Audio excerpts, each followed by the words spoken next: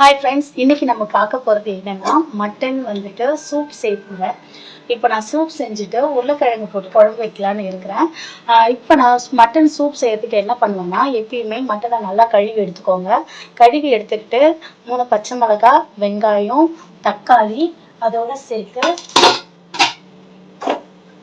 மிளகு. நீங்க வந்துட்டு சளி இருக்கு இல்லை வேற என்ன இருந்தா கூட நீங்க மிளகு நிறைய சேர்த்துக்கலாம். மிளகு சேர்க்கறதால ஒன்றும் ஆகாது. அதனால நல்லா மிளகு சேர்த்துக்கோங்க. அதோட சேர்த்து சால்ட்டு, உங்களுக்கு காரத்துக்கு ஏற்ற மாதிரி சால்ட் போட்டுக்கோங்க.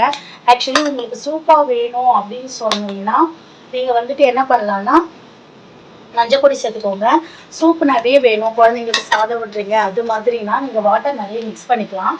இன்கேஸ் உங்களுக்கு அப்படி வேண்டாம், எனக்கு வந்துட்டு இப்போ கொஞ்சமாக போதும், ஏன்னா மட்டனில் ஏற்கனவே தண்ணி விடும், அதோட சேர்த்து நீங்கள் தண்ணி ஆட் பண்ணிக்கோங்க.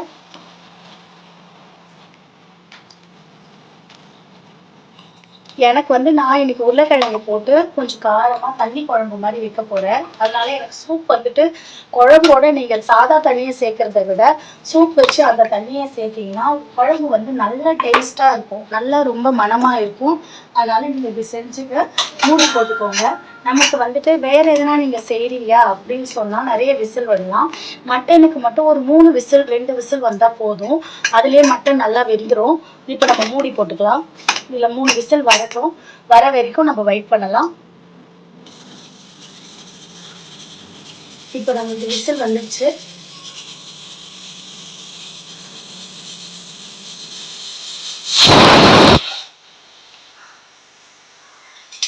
இப்போ நான் கேஸ் ரிலீஸ் பண்ணிட்டேன். இப்போ நீங்கள் ஓப்பன் பண்ணி பார்த்தீங்கன்னா உங்களுக்கு சூப் ரெடி ஆகிட்டு இருக்கும். நீங்கள் அப்படியே குழந்தைங்களுக்கு நல்லா கொடுக்கலாம். செம்ம டேஸ்டியான சூப் வந்து ரெடி ஆயிடுச்சு. இப்போ நம்ம அடுத்தது என்ன பண்ணலாம்னா, உங்களுக்கு வந்துட்டு சூப் நல்லா ரெடி ஆயிடுச்சு. இதில் நீங்கள் குழந்தைங்களுக்கு சளி இருமல் எது இருந்தாலும் இந்த சூப் கொடுத்தீங்கன்னா ஓரளவுக்கு குழந்தைங்களுக்கு அந்த த்ரோட் இன்ஃபெக்ஷன்லாம் கொஞ்சம் நல்லா இருக்கிற மாதிரி இருக்கும். இருந்துகிட்டே இருக்கிற பிள்ளைங்களுக்கு அந்த மாதிரிலாம் நல்லா இருக்கும். இது மாதிரி எலும்பா போட்டு சூப் வச்சிங்கன்னா இன்னும் நல்லா இருக்கும் குழந்தைங்களுக்கு சாப்பிட்றதுக்கு. நம்ம அடுத்தது குழம்பு எப்படி செய்யறதுன்னு பார்த்துடலாம்.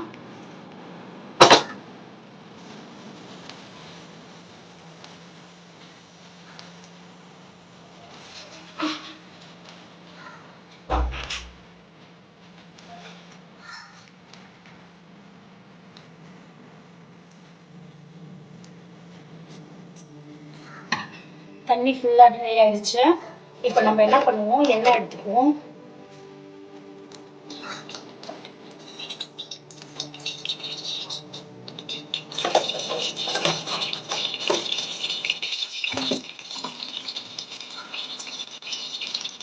எண்ணெய் நல்லா சூடானதுமே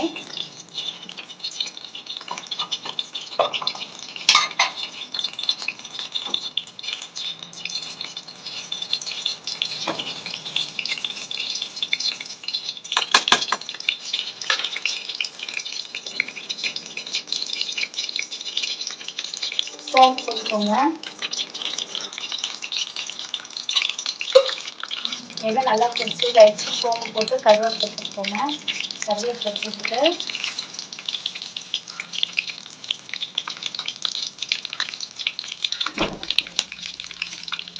நல்லா பொரியிறப்ப நான் வெங்காயம் கட் பண்ணி வச்சுக்கிறேன். வெங்காயம் நல்லா சேர்த்துக்கோங்க. இந்த வெங்காயம் வந்துட்டு நல்லா வதங்கினா அது ஒரு குழம்பு வந்து ஒரு நல்ல டேஸ்ட் கொடுக்கும். வெங்காயம் நல்லா வதங்கட்டும்.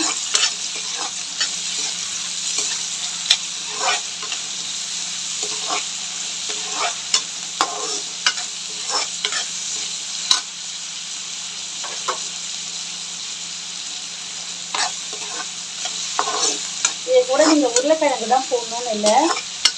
நான் வந்து என் குழந்தைக்கு உருளைக்கிழங்கு பிடிக்குன்றதுக்காக நான் உருளைக்கிழங்கு போட்டு காரம் கம்மியாக, காரம் வந்துட்டு எல்லோரும் சாப்பிட்ற அளவுக்கு தான் இருக்கும். ஆனால் கொஞ்சம் மசாலாங்க போட்டு நான் அதிகமாக வந்துட்டு இந்த ஸ்பைசஸ் சேர்க்க மாட்டேன். ஏன்னா மசாலா வாசனை ஒரு சிலருக்கு பிடிக்கும். எங்கள் வீட்டில் அதிகமாக மசாலா ஸ்மெல் வந்தால் பிடிக்காது. நீங்கள் உங்களுக்கு தேவைக்கேற்ற மாதிரி மசாலா சேர்த்துக்கலாம்.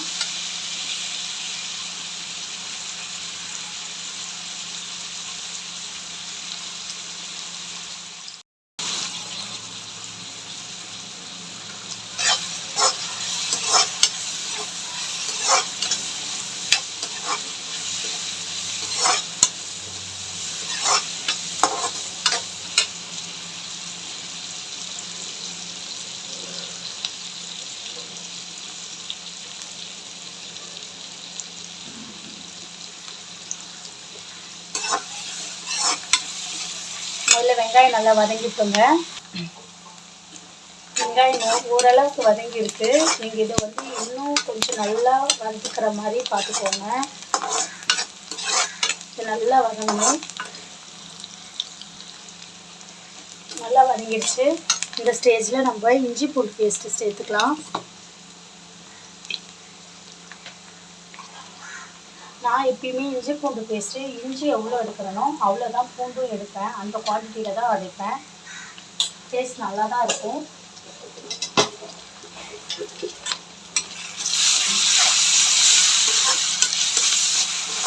இதுவுமே இஞ்சி பூண்டு நல்லா பச்சை வாசனை போகிற வரைக்கும் நல்லா வதக்கிக்கோங்க. நல்லா இந்த பச்சை வாசனை போகணும்.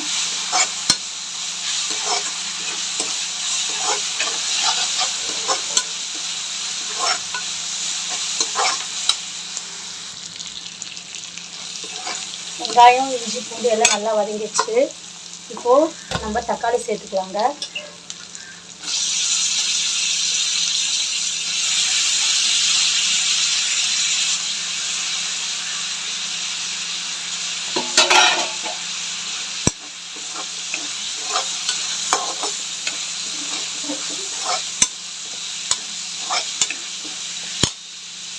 தக்காளி சேர்த்து வதக்கும்போது கொஞ்சம் சால்ட்டு சேர்த்துக்கோங்க.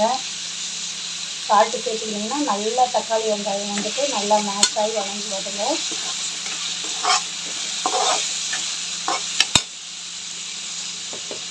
கொஞ்சம் மஞ்சள் பொடி சேர்த்துக்கோங்க.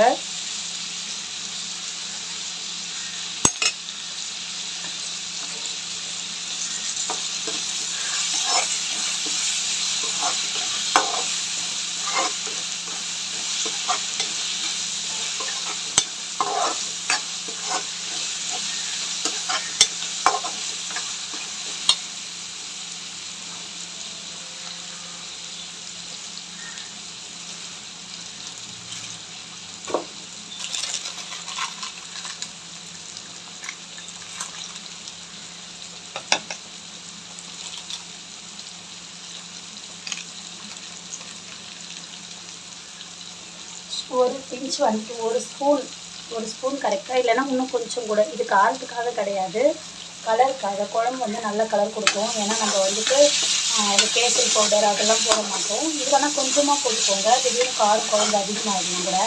அது இது மாதிரி போட்டு வதக்கும் போது இந்த மசாலான்றது இல்லை, எந்த மசாலா போட்டாலுமே, எந்த மசாலா போட்டு வதக்கினாலுமே நமக்கு என்ன ஆகும்னா சீக்கிரமாக இந்த வெங்காயம் தக்காளி எல்லாம் நல்லா வதங்கிடுங்க. அதுக்காக தான் இதெல்லாம் போடுறேன்.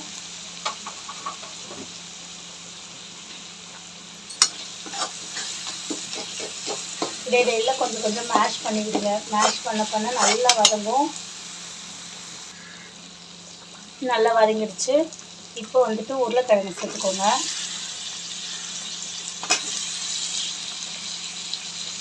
இதோட முருங்கைக்காய், அப்புறம் வந்துட்டு கேரட், பீன்ஸு எது போட்டாலுமே குழந்தைங்க இந்த ஸ்மெல்லுக்காக நல்லா விரும்பி சாப்பிடுவாங்க காய்கறிங்க.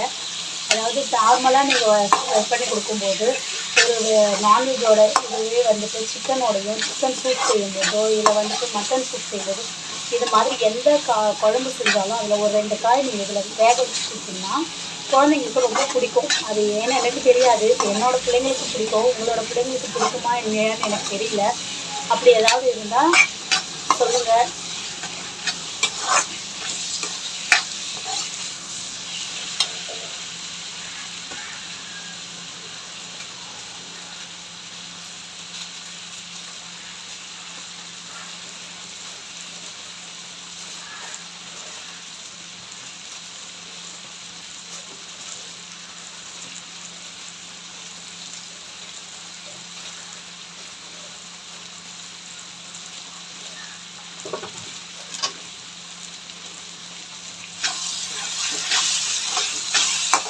உருளைக்கிழங்கு ஓரளவுக்கு வெந்ததும் மட்டன் எடுத்து போட்டுக்கோங்க.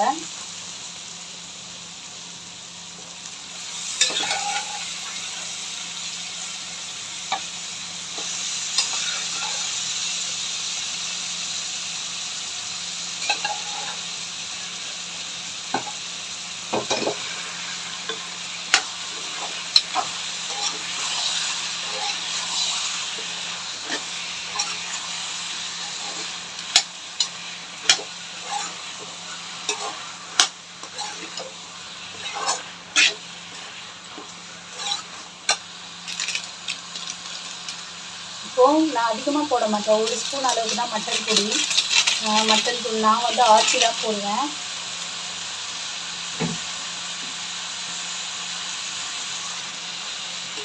ஆச்சி மட்டன் தூள் கொஞ்சமாக, நான் மசாலா நிறைய சேர்க்க மாட்டேன்.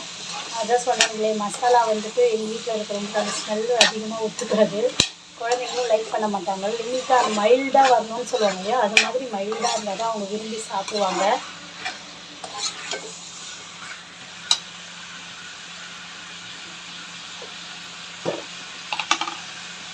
இதோட வீட்டில் அரைச்ச மிளகாய் பொடி எனக்கு வந்து 2 ஸ்பூன் போதும், எனக்கு கொஞ்சம் காரமாக இருக்கும், அதனால் நான் 2 ஸ்பூனோடு நிறுத்திக்குவேன்.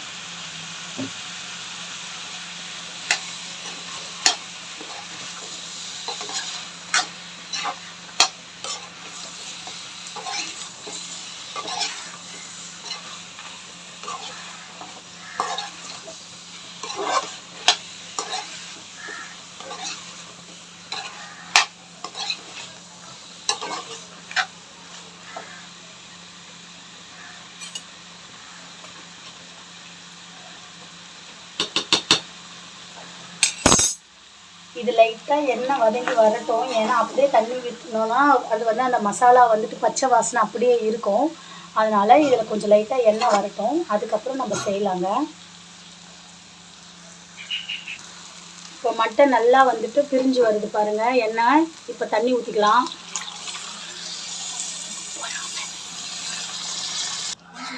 இது நல்லா பார்த்துக்கோங்க, இதில் எக்ஸ்ட்ரா தண்ணி ஊற்றிக்கோங்க, நம்ம தண்ணி குழம்பு தான் செய்கிறோம்.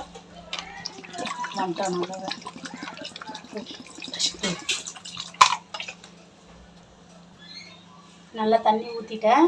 இப்போ அதில் உப்பு பார்த்து அதுக்கேற்ற மாதிரி திட்டமாக உப்பு போட்டுக்கோங்க. இந்த குழம்பு நல்லா கொதிக்கட்டும், கொதித்த பிறகு உங்களுக்கு காட்டுறேன். கொதிச்சிச்சுன்னா அப்புறம் நீங்கள் சாப்பிடலாம், டேஸ்ட் நல்லாயிருக்கும், ட்ரை பண்ணி பாருங்கள். இதோட அடுத்த வீடியோவில் பார்க்கலாம்.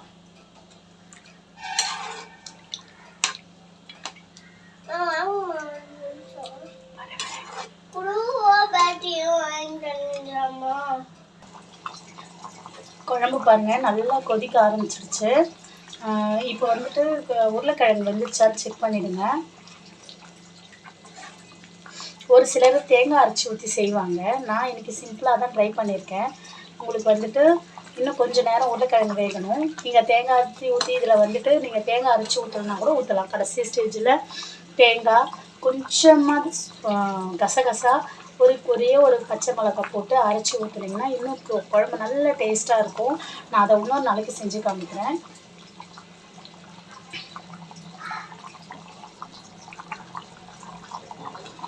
நம்மளோட குழம்பு பக்காவாக ரெடி ஆகிடுச்சு. இப்போ சாப்பிட்றதுக்கு நல்லாயிருக்கும். இதே மாதிரி ட்ரை பண்ணி பாருங்கள். என்னோடய இந்த சமையல் உங்களுக்கு பிடிச்சிருந்துன்னா என்னோடய சேனலை சப்ஸ்கிரைப் பண்ணி லைக் பண்ணுங்கள். உங்களுக்கு தெரிஞ்ச ஒரு 10 பேருக்கு என்னோடய சேனலை ஷேர் பண்ணி விடுங்க ஃப்ரெண்ட்ஸ். தேங்க்யூ.